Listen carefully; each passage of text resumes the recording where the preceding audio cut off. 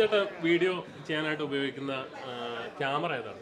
ഞാൻ എൻ്റെ ഫോണിലാണ് ചെയ്യുന്നത്. ഐഫോൺ ആണോ? ഒന്നാമത്തെ കാര്യം, ഞാൻ ഒരു 3 വർഷം മുമ്പ് ഒരു കൂട്ടുകാരനുണ്ട്, നമ്മളോട് പോയി ക്യാമറയുടെ കാര്യങ്ങളൊക്കെ ചോദിച്ചു, ഫോട്ടോ എടുക്കുക. അവൻ ഷട്ടർ സ്പീഡൊന്നും ലോങ് വ്യൂ ഒന്നും ഷോർട്ട് വ്യൂ എന്നൊക്കെ പറഞ്ഞ് എൻ്റെ തലയിൽ കൂടെ പോയില്ല.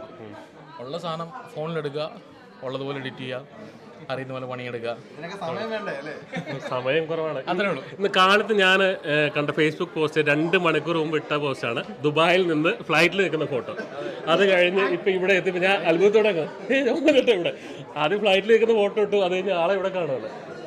അല്ല, ജീവിതത്തിൽ ഞാനും ഇതൊക്കെ എക്സ്പീരിയൻസ് ചെയ്തുകൊണ്ടിരിക്കുകയാണ്. കാരണം അങ്ങനെ ഒരു ഇവന്റ് ദുബൈയിലുണ്ടായിരുന്നു, രാത്രി ഓണം എന്ന് പറഞ്ഞൊരു ഇവന്റ് ആയിരുന്നു. അതിന്റെ വീഡിയോ ഇന്നലെ നൈറ്റിൽ ഞാൻ കണ്ടായിരുന്നു. ഒരു 1500 പേർക്ക് ഫുഡ് കൊടുത്തു.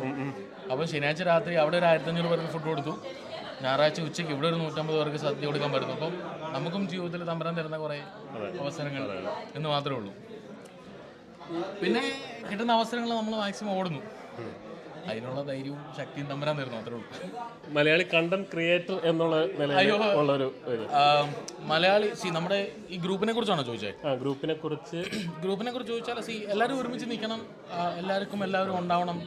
നമ്മൾ നാട്ടിൽ നിൽക്കുമ്പോൾ നമുക്കൊരു അമ്മാവനോ അമ്മായിയോ ചേട്ടനോ ചേച്ചിയോ ഒക്കെ ഉണ്ടാവും. പക്ഷെ നമ്മൾ ഈ നാട്ടിലോട്ട് വരുമ്പോൾ നമുക്ക് അങ്ങനെ ആരും ഉണ്ടാകാറില്ല. അപ്പം ഈ സുഹൃത്ത് ബന്ധങ്ങൾ മാത്രമേ ഞാൻ ഒരു 16 വർഷം മുമ്പ് ഈ നാട്ടിൽ വന്ന മനുഷ്യനാണ്. എന്നെ വിളിച്ചിട്ട് ഒരാൾ എന്തുകൊണ്ട് സുഖമാണെന്നോ, അല്ലെങ്കിൽ എനിക്ക് ഒരാളെ വിളിച്ചിട്ട് ചേട്ടാ അവിടെ വരെ പോകണം, എങ്ങനെ പോകണമെന്നോ ചോദിക്കാൻ ഒരു കോൺടാക്ട്സ് ഇല്ലാത്ത സമയത്താണ് ഞാനവിടെ വന്ന് ഇറങ്ങുന്നത്. അപ്പോൾ ഈ അവസരത്തിൽ എന്നെ നാട്ടിൽ ഇരുന്ന് ആൾക്കാർ മെസ്സേജ് അയക്കാറുണ്ട്, ചേട്ടാ ഞാൻ ഒരു 6 മാസം കഴിഞ്ഞ് വരാറുണ്ട്, അപ്പം എനിക്കപ്പം ഇവിടെ എന്തെങ്കിലും ചെയ്യുക. അപ്പം അത്രയും കണക്ഷനാണ് നമുക്കിപ്പോൾ വേണ്ടത്. അപ്പം ഇങ്ങനെ എല്ലാവരെയും കണ്ടു കേട്ട് പോകുമ്പോൾ അതന്നെ ഒരു വലിയ കാര്യമല്ലേ. ഒരു ഷെഫ് എന്ന നിലയിൽ ഇഷ്ടപ്പെട്ടുണ്ടാക്കുന്ന ഏറ്റവും ഇൻട്രസ്റ്റോട് കൂടി ഉണ്ടാക്കുന്ന ഭക്ഷണം ഏതാണ്? ഞാൻ ഷെഫ് ആയത് തന്നെ ഫുഡ് അടിക്കാൻ വേണ്ടിയിട്ടാണ്. കാരണം ഫുഡ് ഇഷ്ടമായതുകൊണ്ട് മാത്രം ഷെഫാകാൻ പോയതാണ്. അതുകൊണ്ട് എന്ത് ഫുഡ് നമുക്ക് ഇഷ്ടമാണ്. കാരണം അതിപ്പം കേരള ക്യൂസീനാണ് ഞാൻ ഏറ്റവും കൂടുതൽ പണിയെടുത്ത ഒരാളെ കഴിപ്പിക്കാൻ, അല്ലെങ്കിൽ ഒരാൾക്ക് ഫുഡ് കൊടുക്കണം എന്ന് പറഞ്ഞാൽ ഞാൻ കേരള ക്യൂസീൻ മാത്രമേ ചെയ്യാറുള്ളൂ. പക്ഷേ ഫുഡ് കഴിക്കാൻ ഞാൻ ഏത് ക്യൂസീനും ഇഷ്ടപ്പെടുന്ന മനുഷ്യനാണ്. കേരള ക്യൂസീൻ ആണെങ്കിലും നോർത്ത് ഇന്ത്യൻ കിച്ചൺ ആണെങ്കിലും തായ് ആണെങ്കിലും ജാപ്പനീസ് ആണെങ്കിലും എല്ലാം ഒരുപോലെ എൻജോയ് ചെയ്യുന്ന മനുഷ്യനാണ്. എല്ലാ വൈവിധ്യങ്ങളും. കാരണം എന്നെ സംബന്ധിച്ചോളം ഇതൊക്കെ എനിക്കൊരു ലേണിംഗ് പ്രോസസ്സും കൂടിയാണ്. ചിലപ്പം തായ് ക്യൂസീനിലുള്ളൊരു ചിലപ്പോൾ എൻ്റെ മെനുവിൽ പണ്ടുണ്ടായിരുന്നു തായ് ക്യൂസീനിൽ കഫീർ ലൈം ലീവ്സ്, നമ്മുടെ നാരകത്തിൻ്റെ അല്ല, അതവിടെ കഫീർ ലൈം ലീവ്സ് എന്ന് പറയും. അതെനിക്കൊരു പുതിയ ഇൻഗ്രീഡിയൻ്റ് ആയിരുന്നു. അത് അവസാനം അരച്ച് ചേർത്ത് നമ്മൾ ചിക്കൻ ടിക്ക ഉണ്ടാക്കി, കഫീർ ലൈം ചിക്കൻ ടിക്ക. അപ്പോൾ എന്ന് പറയുന്ന പോലെ ഞാനിത് ചെയ്യുന്നത് എനിക്ക് പഠിക്കാനൂടെയുള്ള ഒരു ആവശ്യത്തിനായിട്ടാണ് നമ്മൾ മറ്റുള്ള ക്യൂസീൻ ട്രൈ ചെയ്യുന്നത്. ഇത്രയും അവാർഡുകളൊക്കെ മേടിച്ച് UK ഏറ്റവും നല്ല ഷെഫ് എന്നുള്ള അവാർഡൊക്കെ മേടിച്ചിരിക്കുന്ന ജോമോജറിനോടാണ് നമ്മൾ സംസാരിച്ചത്.